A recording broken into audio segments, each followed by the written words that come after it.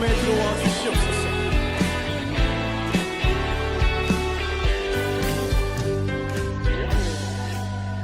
주 예수 내 맘에 들어와 계시는 변하여 새 사람 되고 내가 늘 바라던 참빛을 찾음도 주 예수 내 맘에 오심.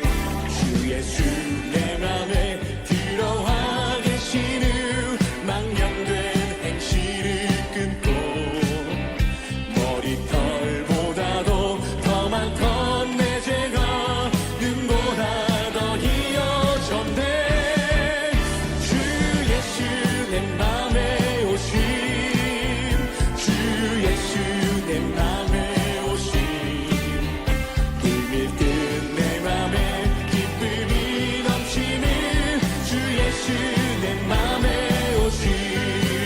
내 맘의 소망을 내 맘의 소망을 든든히 가지는 주 예수 내 맘에 오심. 의심의 구름이 사라져버린 너 주 예수 내 맘에 오심. 사망의 음침한 골짜기 가다가 밝은 빛 오련히 비춰 저 멀리 하늘은 환하게 보인 너 주 예수 내 맘에 오심. 주 예수 내 맘에 오심. 주 예수 내 맘에 오심. 물들듯 내 맘에 기쁨이 넘치는 주 예수 내 맘. 주 예수 내 맘에 오심. 주 예수 내 맘에 오심. 주 예수 내 맘에 오심. 물들듯 내 맘에 기쁨이 넘치는 주 예수 내 맘에 오심. 내 맘에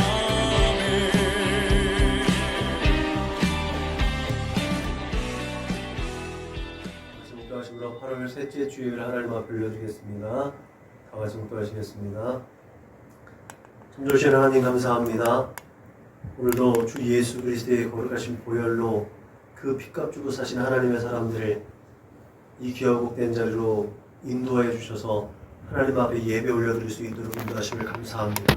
날마다 시시때때로 때를 따라 돕는 은혜를 베풀어 주시고 긍휼과 자비로 우리를 이끌어 주심을 감사하며 온전한 마음으로 마음과 뜻과 정성을 다하여 드려지는 이 예배가 될 수 있도록 주 성령님 우리를 충만하게 부어주시고 성령이 함께하여 주옵소서.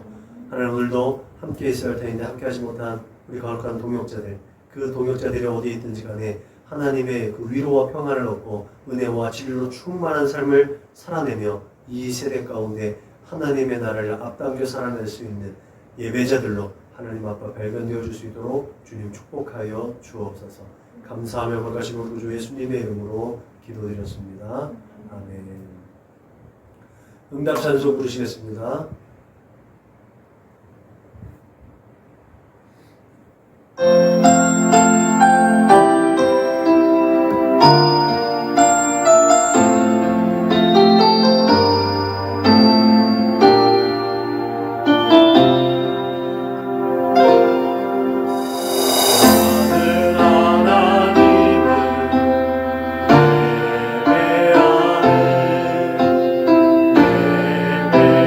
예배하는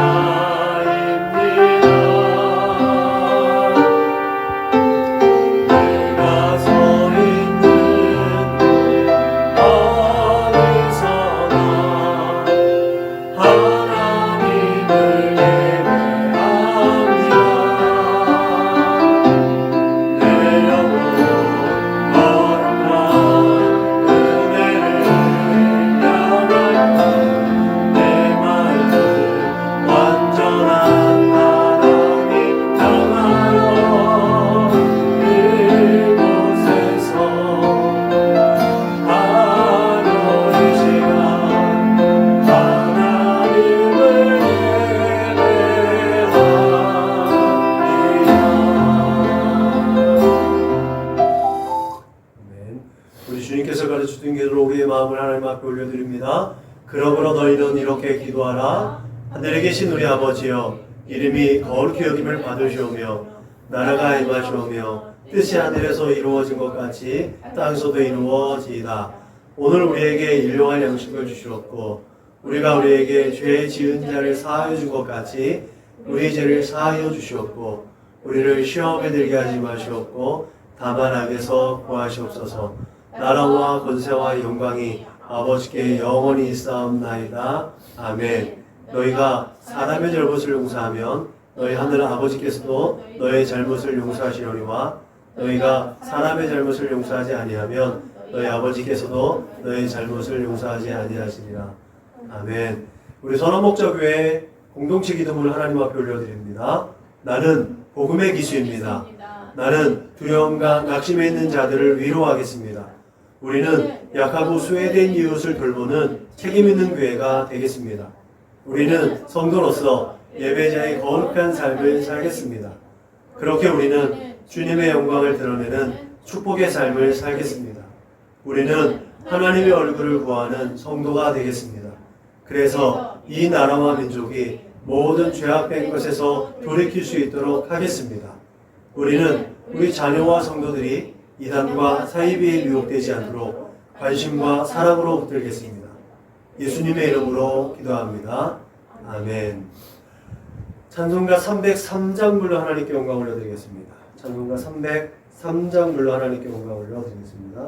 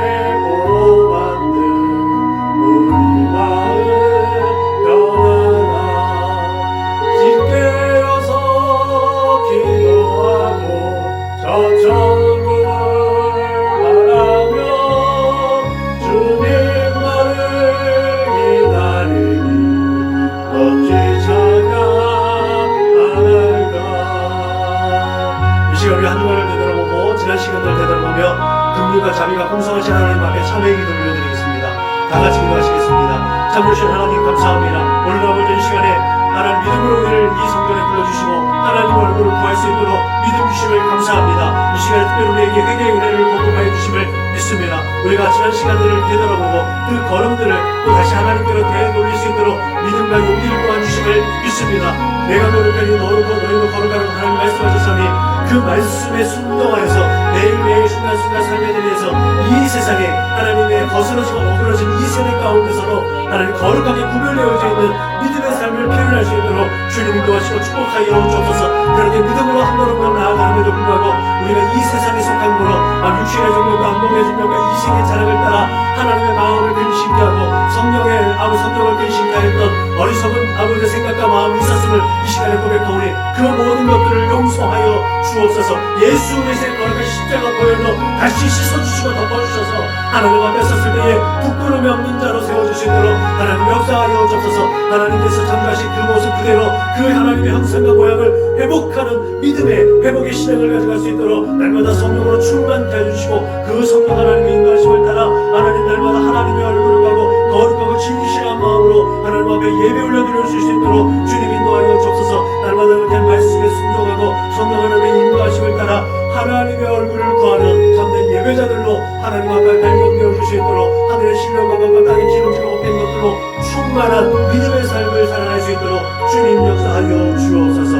감사하며 걸어가신 우리 구주 예수님의 이름으로 기도드렸습니다. 아멘. 다같이 사도신경으로 신앙을 고백하겠습니다. 나는 전능하신 아버지 하나님 천지의 창조주를 믿습니다. 나는 그의 유일하신 아들 우리 주 예수 그리스도를 믿습니다. 그는 성령으로 잉태되어 동정녀 마리아에게서 나시고 본디오 빌라도에게 고난을 받아 십자가에 못 박혀 죽으시고 장사된 지 사흘 만에 죽은 자 가운데서 다시 살아나셨으며 하늘에 오르시어 전능하신 아버지 하나님 우편에 앉아 계시다가 거기로부터 살아있는 자와 죽은 자를 심판하러 오십니다. 나는 성령을 믿으며 거룩한 공교회와 성도의 교제와 죄를 용서받는 것과 몸의 부활과 영생을 믿습니다. 아멘. 찬송가 412장 불러 하나님께 영광 올려드리겠습니다. 찬송가 412장 불러 하나님께 영광 올려드리겠습니다.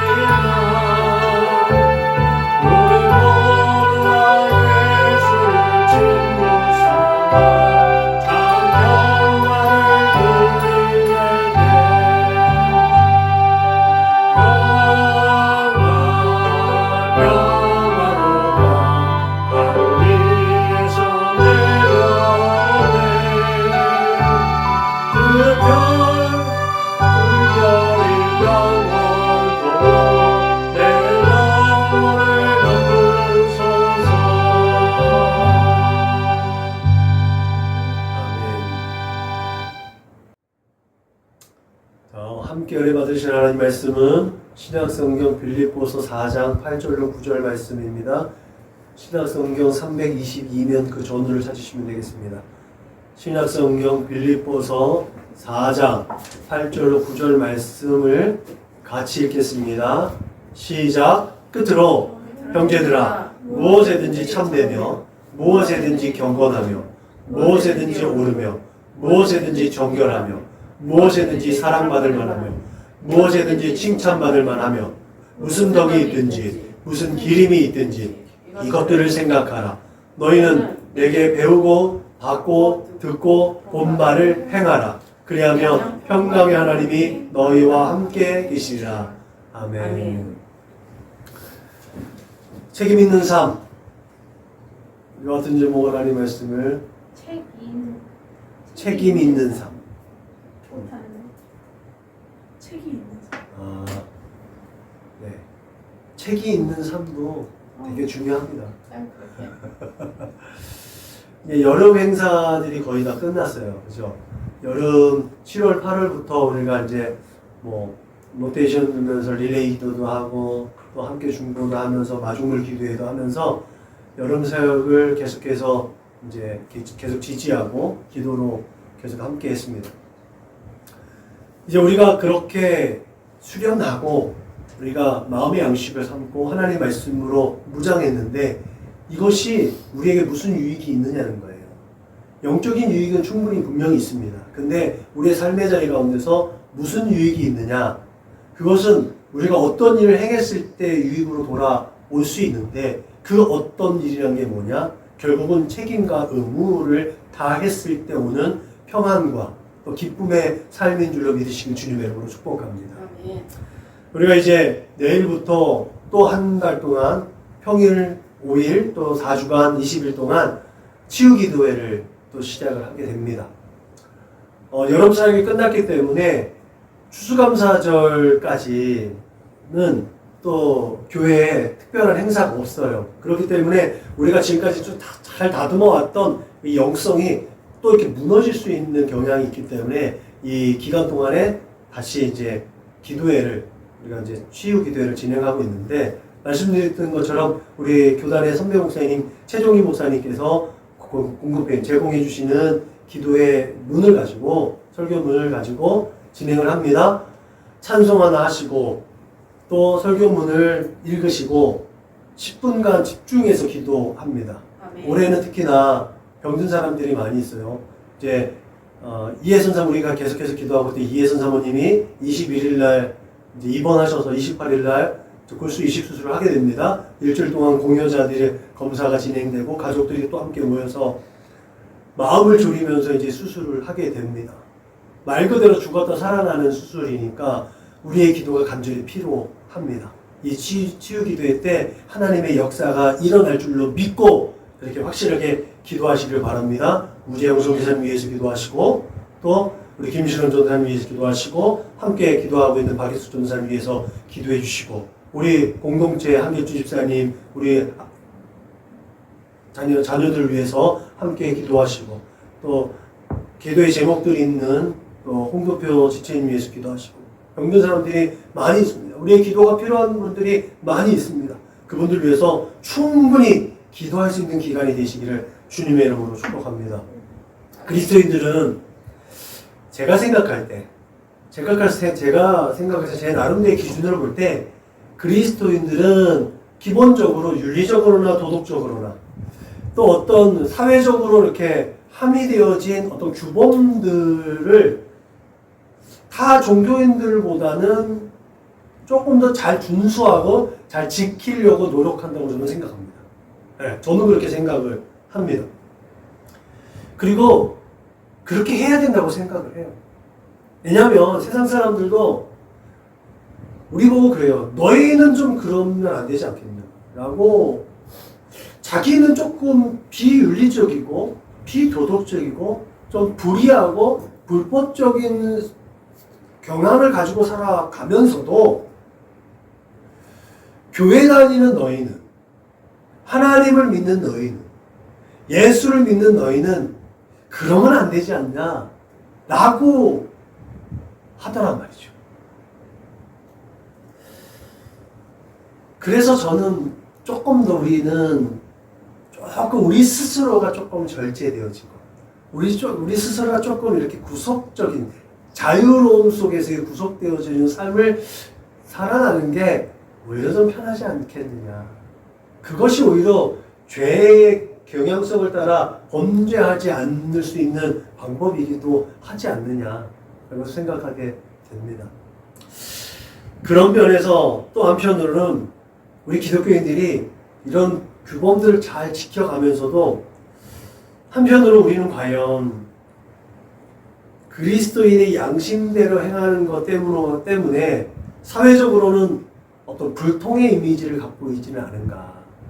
그것도 양면을 또 생각해야 되는 상황입니다. 그런 입장들을 가지고 있습니다. 그래서 그런 것들을 항상 염두에 볼 필요가 있습니다. 그러니까 누누이 얘기했듯이 우리가 예수 믿는 게 쉬운 일은 아닙니다. 늘 자기 자신을 점검해봐요.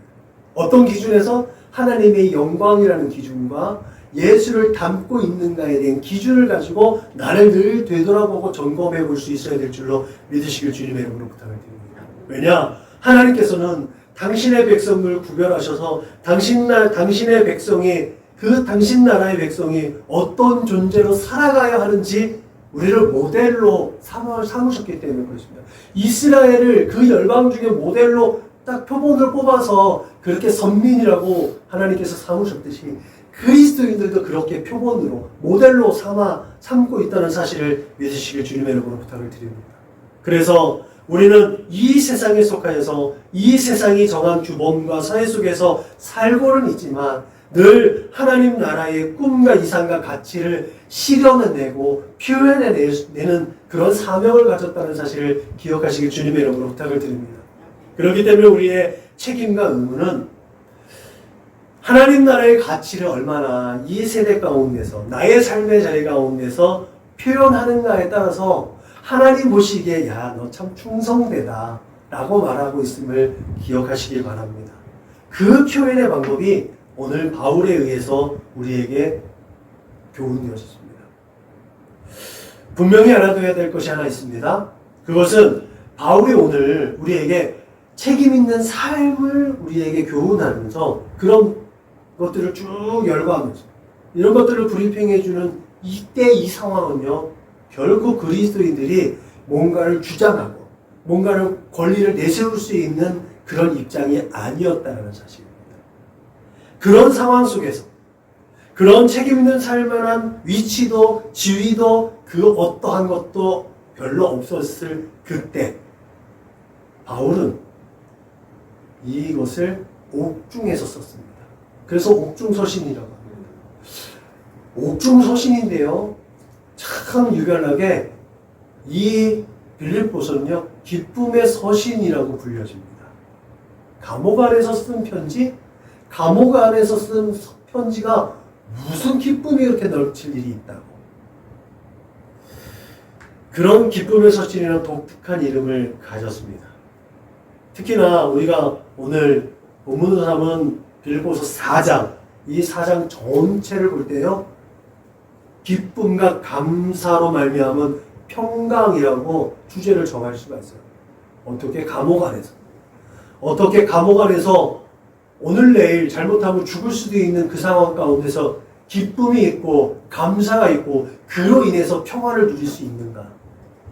이것을 잘 이해하면요, 우리가 이 세대 가운데 우리가 인간적으로 살아가다 보면 참 먹고 살기 힘들다고 하는 이 세대 가운데서 어디 기뻐할 만한 거리가 뭐가 있고 감사할 거리가 뭐가 있고 평화를 누릴 수 있는 만한 거리가 어디 있습니까? 매일매일 뉴스를 보면 한숨 쉴 만한 뉴스거리밖에 없는데, 매일매일 마음 졸일 만한 뉴스거리밖에 없는데 거기에서 어떻게 기쁨과 감사와 평강을 누릴 수 있는가? 그런 의미에서 오늘 본문은 우리가 이 세상을 살아가면서 평강을 누릴 수 있는 방법을 또한 제시하고 있음을 이해하시기 바랍니다. 그리고 그 대답은 단 하나입니다. 내가 너희와 함께하겠다. 임마누엘. 내가 하나님 앞에 서는 코람데오도 중요하고 내가 늘 하나님 앞에 발견되는 예배자도 중요한데 우리에게 가장 필요한 건 하나님이 나와 함께 하시다는 것. 그 하나로 말미암아 우리는 기쁨과 감사와 평안을 누릴 수 있음을 믿으시길 주님의 이름으로 부탁을 드립니다. 이 임마누엘에는 하나님 나라의 가치와 이상과 꿈이 현실에서 적용되어질 때 우리는 세상과 다른 삶을 살아낼 수 있음을 믿으시길 주님의 이름으로 부탁을 드립니다. 바울은 그렇게 성도에게 반드시 임마누엘의 은혜를 경험하기 위해서 반드시 있어야 될 것을 교훈했습니다. 그것이 무엇이냐? 오늘 본문에 반복되어지는 말씀이세요. 무엇에든지라는 것은요, 어느 만큼, 얼마 정도라는 뜻을 가지고 있어요.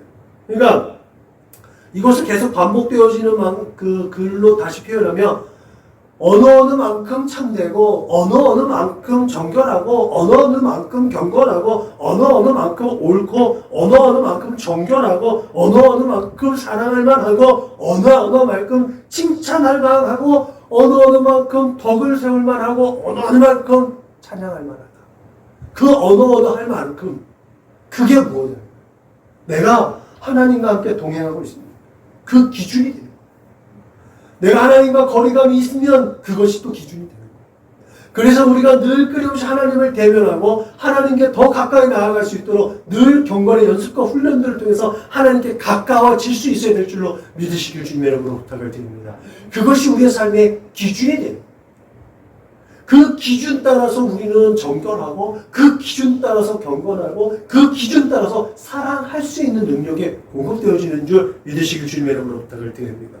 그래서 이것이 그 하나님 앞에서 그 하나님이 우리의 삶 가운데 기준이 된다. 하나님과 동행하는 것이 우리의 삶의 기준이 된다. 라는 것들을 표현하는 단어가 오늘 본문의 첫 절에 첫 앞에 끝으로라는 거예요.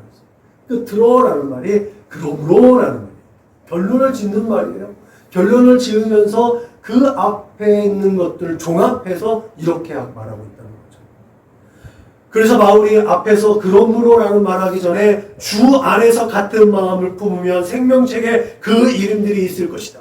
주 안에서 항상 기뻐하면서 감사함으로 하나님께 모든 것을 기도와 간구를 하려면 하나님의 평강의 마음과 생각을 지킨다라고 말하면서 이제부터 그러므로 라고 얘기합니다.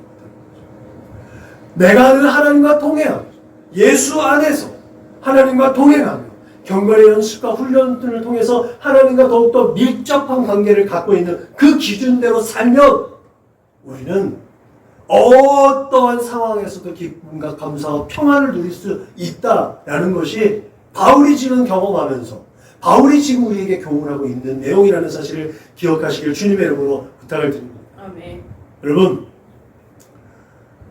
얼굴이 마음에 담겨져 있어서 얼굴이라는 거 알죠? 얼꼴이라는 거. 이 얼굴은요, 우리 마음과 정신이 얼굴에 표현되어져서 얼굴이라고 해요. 얼 플러스 꼴이에요. 얼은 정신을 얘기하고 꼴은 모양이잖아요. 그래서 정신이 이 얼굴에 표현되어진 게 얼굴이에요. 그래서 얼굴이 우리가 늘 끊임없이 굉장히 웃어줄 수 있는 웃상이 되어야 되는 이유가 있습니다. 늘 찡그리고 근심하고 걱정하는 것들이 우리 마음속에 있는 게 얼굴에 표현되어지면요, 그 사람은 부정적인 이미지가 각인되잖아요. 그래서 늘 얼굴을 편안하게 마음에 평강을 얻고 얼굴로 드러낼 수 있는 삶. 그런 삶이 우리에게 되게 중요한 줄로 믿으시길 주님의 이름으로 부탁드립니다. 바울이 세상에 경건하지 못하고 불의한 자들에게는 그들에 대해서 로마서에 분명히 친절하게 얘기했어요. 로마서 1장 29절 31절에 아주 친절하게 불의하고 경건하지 못한 사람들을 열거해놨습니다. 그리고 갈라디아서에 보면 성령의 열매를 맺기 전에 그 앞에 또 불의하고 또 온전하지 못한 것들을 열거해놨습니다. 그리고 나서 그 모든 것들을 열거한 다음에 이 불의하고 또 경건하지 못한 사람이 어떤 사람들이냐? 부끄러움을 모르는 사람들이라고 했어요. 자기의 추한 것을 부끄러워하지 않는 사람들이라고 얘기했습니다. 그러면서 바울이 갈라디아에서 뭐라고 해요? 오직 성령의 열매는 사랑과 희락과 화평과 오래 참음과 자비와 양성과 충성과 절제라. 세상에서 이것들을 절제할 수 있는 금지할 법이 없다라고 말하고 있습니다.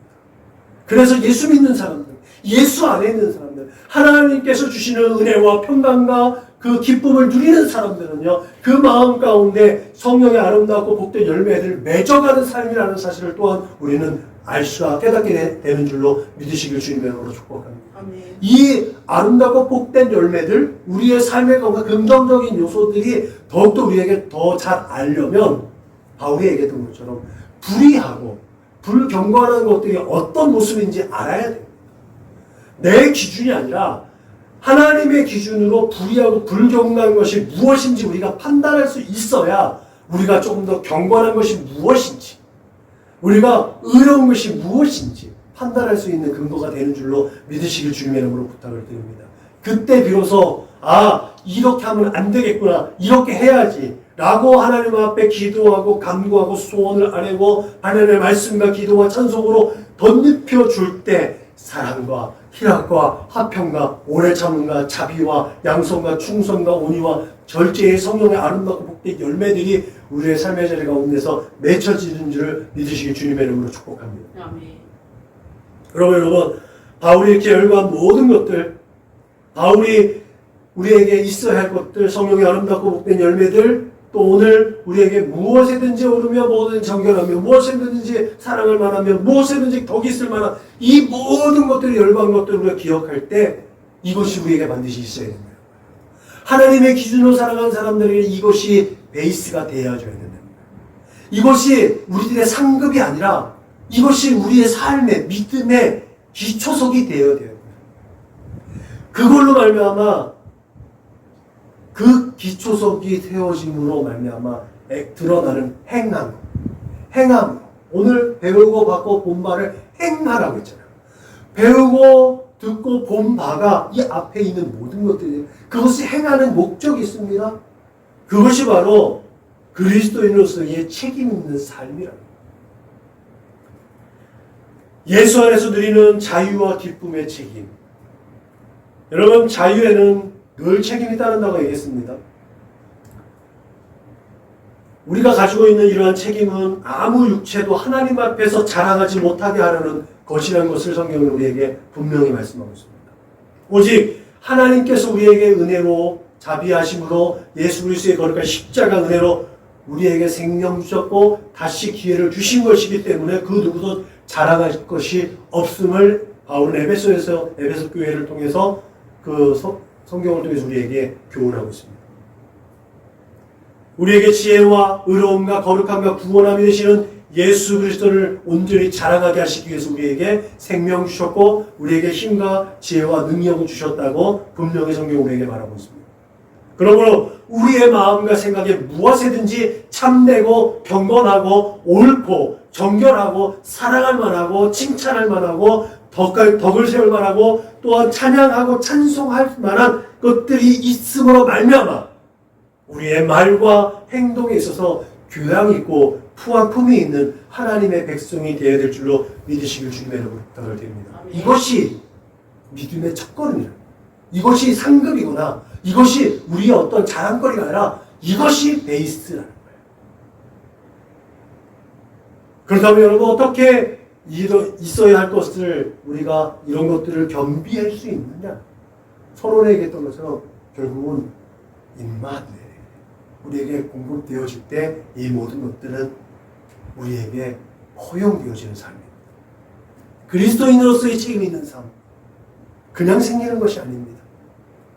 오늘 본문에 의하면 배우고 받고 본 바를 통해서 그리고 행함으로 이 그리스도인으로서의 책임 있는 삶을 수행할 수 있는 능력이 공급됩니다.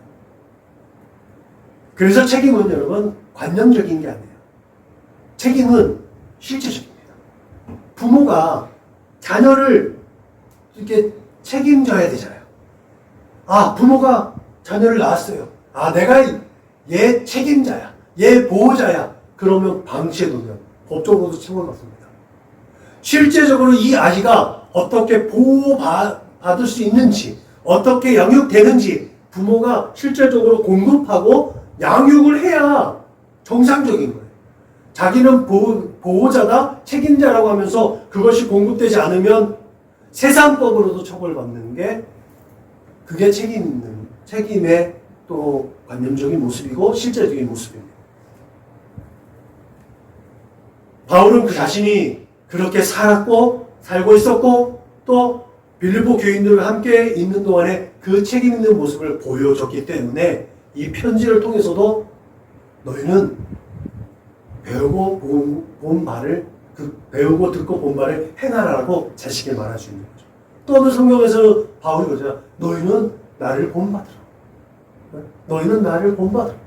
너희가 나를 본 것처럼 너희는 나를 본받으라. 왜 이렇게 했어요? 바울은 자기 스스로가 예수 그리스도를 온전히 따르고 예수를 본받는다고. 내가 그리스도를 본받는 자가 된 것 같이 너희는 나를 본받는 자가 되라고 말했습니다. 여러분 사실 이때까지도 아직 신약 성경이 있지 않았던 때입니다. 그렇기 때문에 예수님의 가르침은요 사도들의 입을 통해서만 전해졌고 또 교육되어졌습니다. 그런 의미에서 사도들에게 있어서 사도로서의 바울의 이런 교훈은 틀리지 않았었습니다.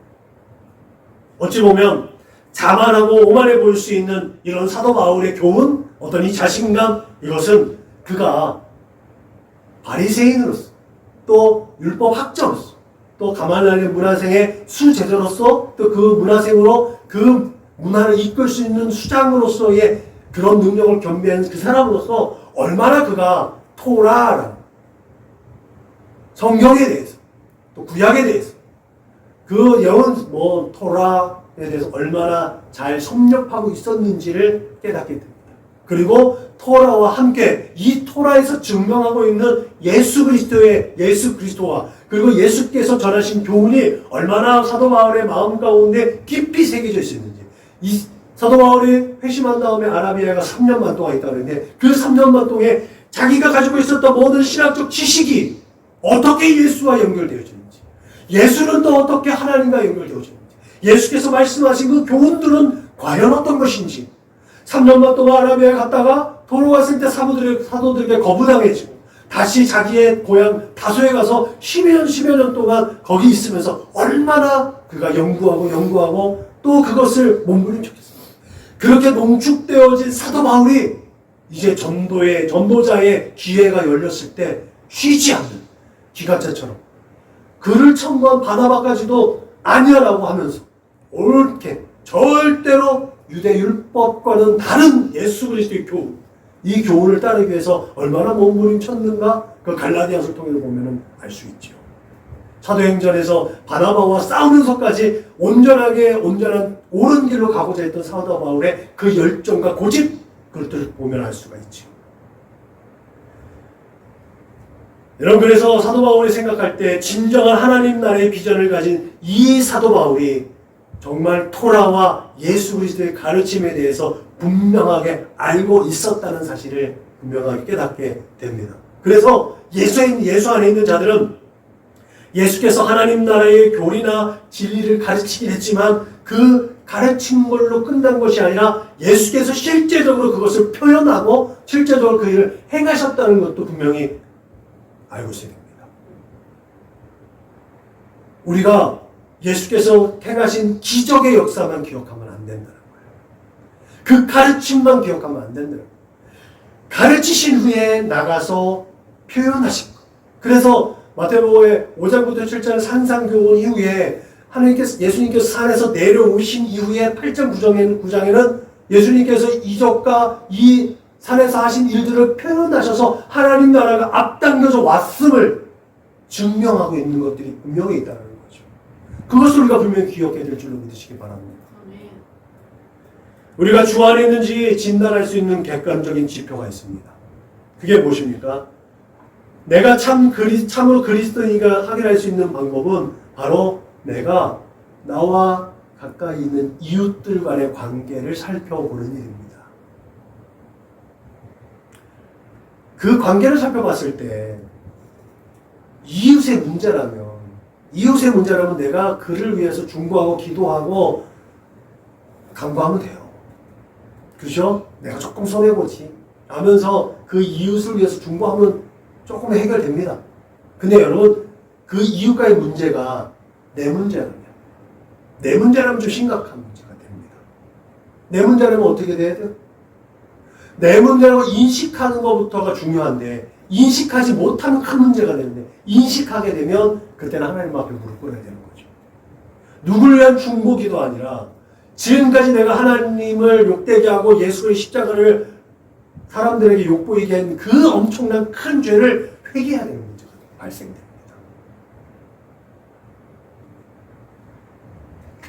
그래서 자신의 부정적이고 이기적인 문제로 관계가 어그러져 있다면 반드시 자기의 문제를 해결해야 됩니다. 여기에서 여러분 제가 사모님하고 다음 주 설교가 이제 그 내용 좀 반영이 되는데 사모님하고 얘기할 때 지금 한참 이제 얘기가 나오는 뉴라이트라는. 뉴라이트가 뭐예요? 간단합니다. 어떤 상황에서 기회적인 것들이에요. 기회주의자들이에요. 그리고 이기적인 것들이에요. 그러면서 그런 상황 가운데서 물질을 쫓는 것들이 뉴라이트예요. 다른 게 없어요. 뉴라이트는 간단하게 그렇습니다. 그 상황 가운데서 내가 누군가를 밟고서라도 나의 이익을 추구하는 거예요. 그게 뉴라이트입니다. 이웃과의 관계 속에서 그런 현상이 있다면, 근데 뭐 지금 문제가 되는 뉴라이트 그 사람들의 문제가 아니라 모든 사람들에게는요 자기 중심적 사고가 다 있습니다.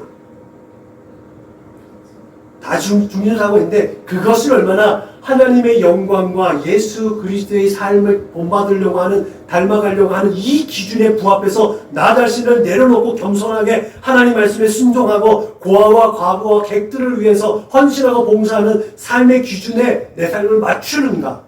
그게 지금 드러나고 있는 뉴라이트와 믿음의 삶의 구분점이 된다는 사실을 기억하시기 바랍니다. 그래서 오늘 바울이 배우고 받고 듣고 본받을 행하라는 이 말씀은 여러분 21세기 살아갈 우리에게 어떻게 찾아볼 수 있느냐는 거예요. 그래서 아무리 강조해도 지나치지 않는 말씀과 기도인 줄로 믿으시기 바랍니다. 말씀을 통해서 하나님의 사람으로서의 내 정체성을 찾고 기도를 통해서 하나님의 뜻을 분별함으로 해서 우리에게 있어야 할 참되고 경건하고 옳고 정결하고 사랑할 만하고 칭찬할 만하고 덕을 세울 만하고 찬양할 만한 그 모든 것들이 정립됨을 믿으시기 바랍니다. 그러므로 믿음은 들음에서 나며 들음은 그리스도의 말씀으로 말미암는다는 이 말씀처럼 우리의 믿음이 있다고 할 때는 그리스도의 말씀으로 세워진 그 믿음만이 인정된다는 사실을 기억하시기 바랍니다. 여러분, 그래서 우리에게 주어진 성경 66권은 그냥 신앙 서적이 아니에요. 그냥 베스트셀러가 아닙니다. 그냥 장식품이 아니에요. 무겁게 그냥 들고 다니는 그런 우리의 짐이 아닙니다. 우리는 이 성경을 통해서 신앙을 정립할 수 있고 교훈을 얻을 수 있고 삶의 지혜를 얻을 수 있음을 믿으시길 주님의 이름으로 부탁을 드립니다.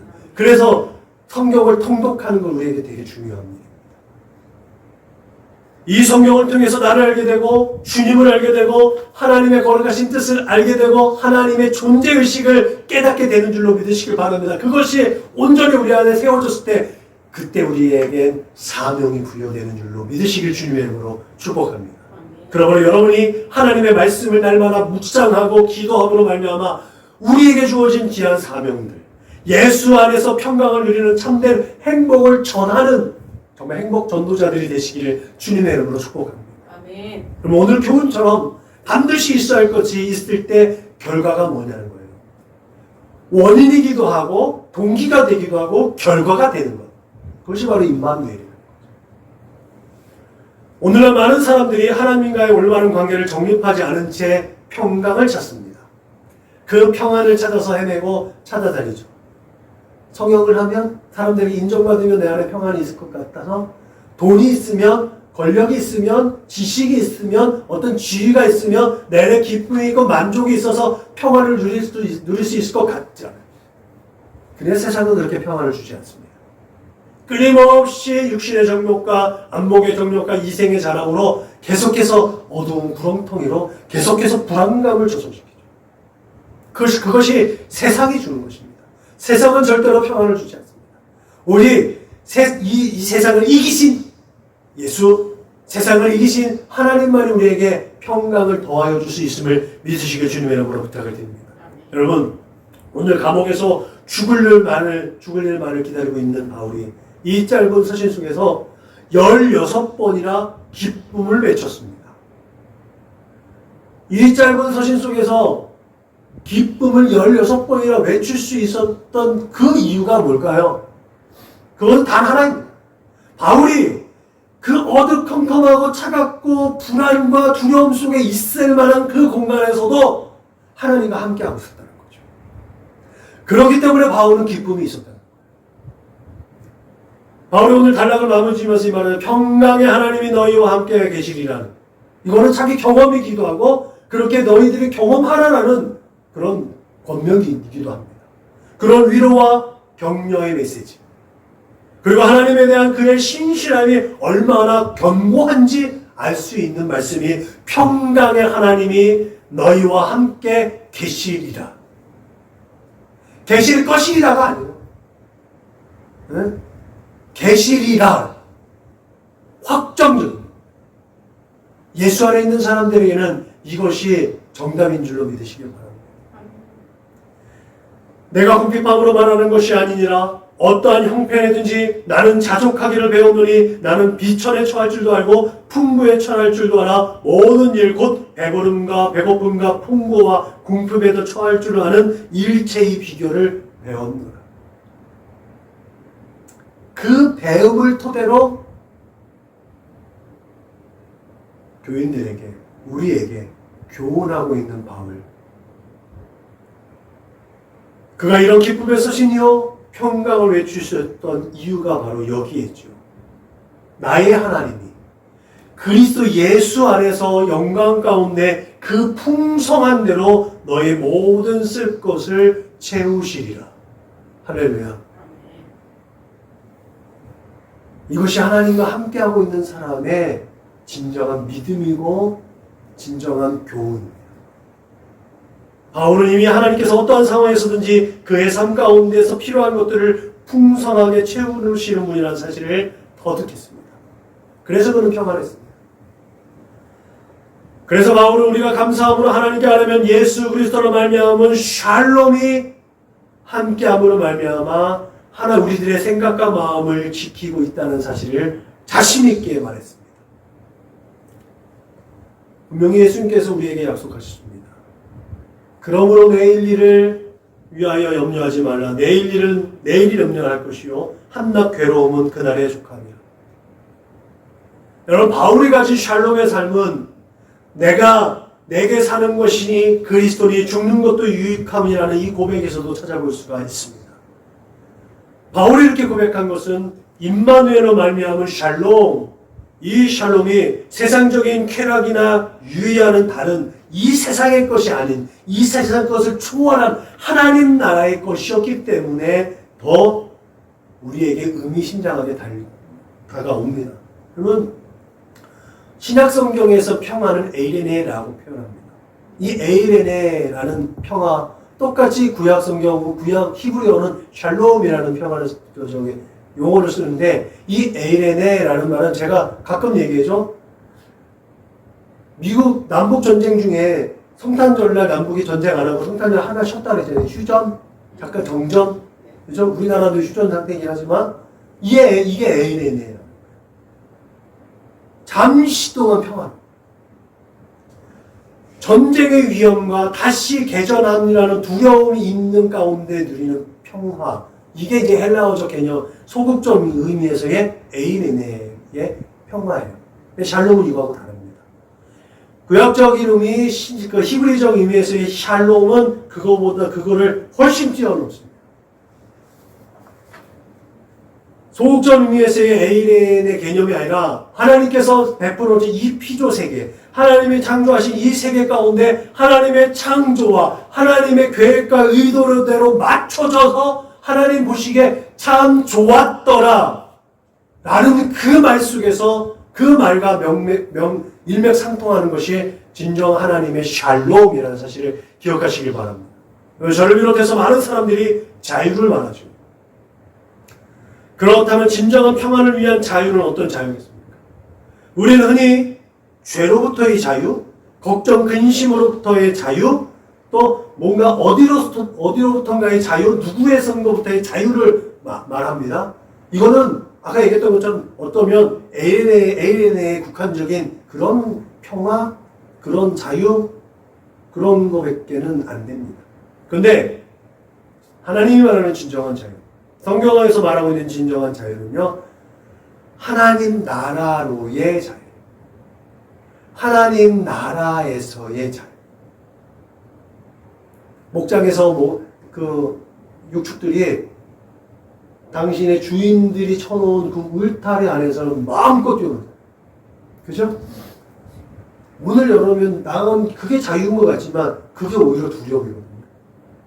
하나님 나라에 속해 있는 자유, 이게 진정한 자유인 줄 믿으시기 주님의 이름으로 부탁드립니다.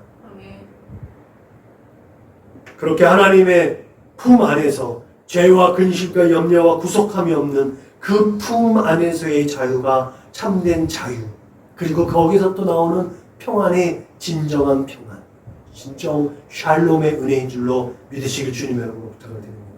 그래서 오늘 본문에서 교훈한 바와 같이 평강을 찾으려면 임마누엘이신 하나님과 함께해야 한다는 사실을 기억하시길 바랍니다.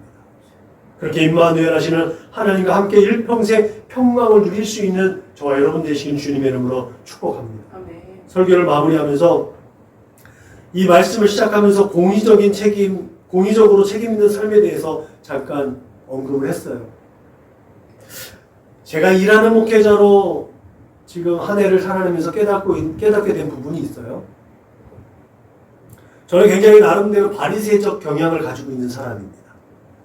입력된 그대로만 행하려고 하는 경향을 가지고 있는 사람이에요.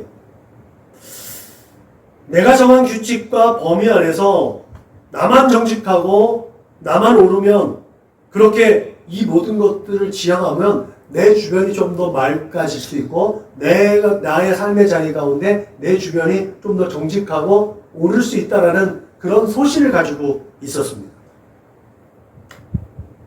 근데 제가 1년 좀 넘게 일목을 하면서 경험한 것은, 그러다 보면 소통의 부재가 일어났어.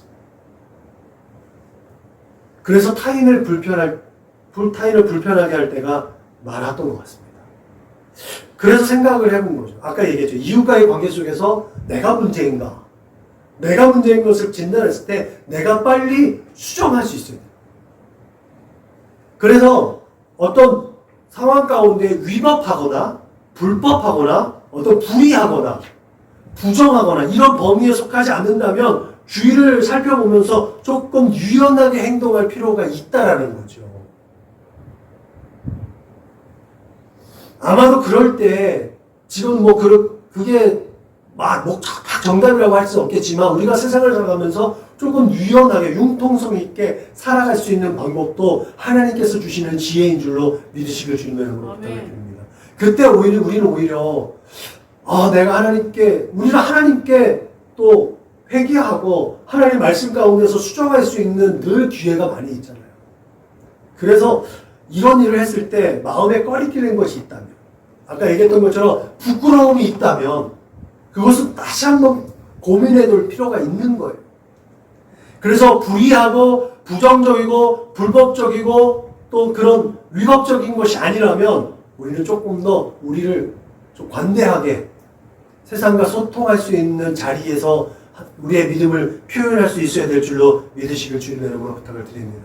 그때 조금 더 빗대고 소금된 역할을 잘 감당할 수 있을 것이라 저는 생각이 됩니다. 그렇게 오늘 본문은 책임 있는 삶은 평강을 누리기 위한 축복의 삶이라는 사실을 깨닫게 됩니다. 예수를 믿고 구원받은 자들은 이제부터 바른 행동을 할 수 있는 바른 생각으로 세상을 이기신 주님의 말씀을 마음을 새기며 살아갈 수 있어야 될 줄로 믿으시길 바랍니다. 주님이 하신 말씀, 이것을 너희에게 이르는 것은 내가 내 안에서 평안을 누리게 하려 함이라. 세상에서는 너희가 환난을 당하나 담대하라. 내가 세상을 이기었노라. 이게 기준입니다. 이미 십자가를 지시기 전에 승리를 선포하신 예수님, 그 예수님께서 그렇게 우리가 이 세상에서 승리자로 살아가기를 원하고 계시다는 사실을 기억하시길 주님의 이름으로 축복합니다. 그리고 우리에게 말씀하십니다. 볼지어다 내가 세상 끝날까지 너희와 함께 있으리라. 그 말씀대로 그 약속대로 성령을 보내셨고 성령의 인도하심을 따라 늘 끊임없이 하나님의 위로와 평강을 얻고 하나님의 뜻을 분별할 수 있는 믿음과 용기와 지혜를 주심을 믿으시길 주님의 이름으로 부탁을 드립니다. 지금도 우리를 그렇게 진정한 자유와 평안의 처소인 하나님의 나라로 이끄시는 주님의 손길을 통해서 날마다 매 순간순간마다 기쁨이 넘치고 평안이 충만하시기를 주님의 이름으로 축원합니다. 기도하시겠습니다. 참 좋으신 하나님 감사합니다. 은혜와 진리로 우리를 붙들어 주시고 이 세상을 살아갈 때에 하나님 말씀의 기준을 따라 살아갈 수 있도록 믿음과 용기를 주심을 감사합니다. 그런데 그렇게 믿음 생활, 믿음의 눈으로 이 세상을 바라보다 보니 세상과 소통하는 것이 조금 어려울 때가 많았습니다. 그때마다 분별할 수 있는 분별의 은사도 공급하여 주옵소서. 그렇게 하나님의 나라와 이 세상이 온전히 연결되어지고 소통할 수 있도록 귀한 사명을 잘 감당할 수 있도록 성령으로 충만하게 하여 주옵소서. 그때 우리 안에 기쁨이 충만하게 하시고 세상이 줄 수 없는 평화가 넘치게 하여 주옵소서. 감사하며 거룩하신 우리 구주 예수님의 이름으로 기도드렸습니다. 아멘. 찬송 부르시겠습니다.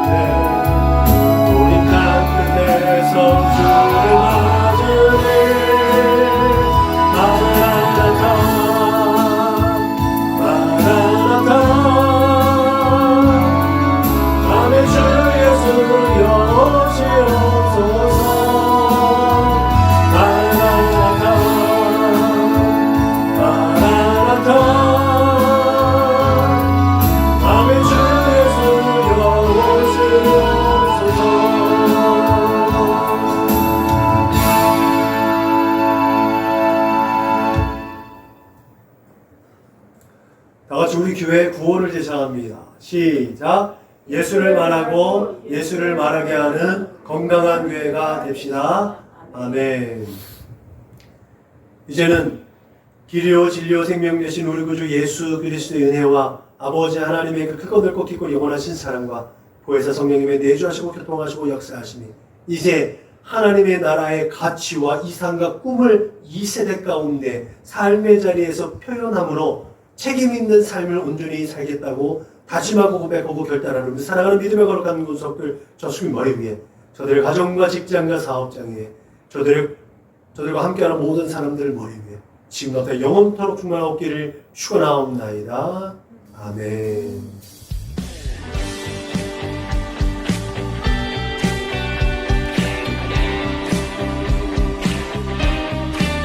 주 예수 내 맘에 들어와 주시옵소서.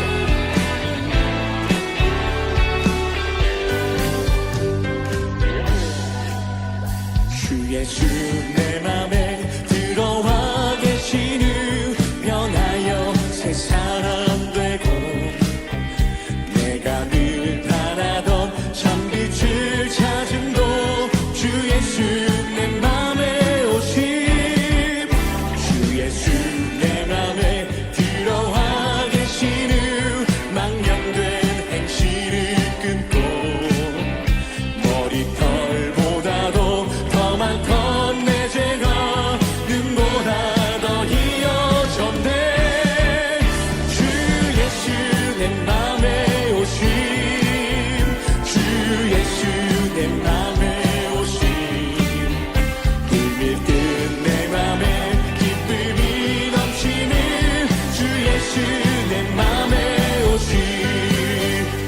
소망을 내 맘의 소망을 든든히 가지는 주 예수 내 맘에 오신 의심의 구름이 사라져버린 것주 예수 내 맘에 오신 사망의 음침한 골짜기 가다가 밝은 빛 오련히 비춰 저 멀리 하늘은 환하게 보인 것주 예수 내 맘에 오심 주 예수 내 맘에 오심 주 예수 내 맘에 오심 느긋한 내 맘에 기쁨이 넘치는 주 예수 내 맘 주 예수 내 맘에 오심 주 예수 내 맘에 오심 주 예수 내 맘에 오심 느긋한 내 맘에 기쁨이 넘치는 주 예수 내 맘에 오심 내 맘에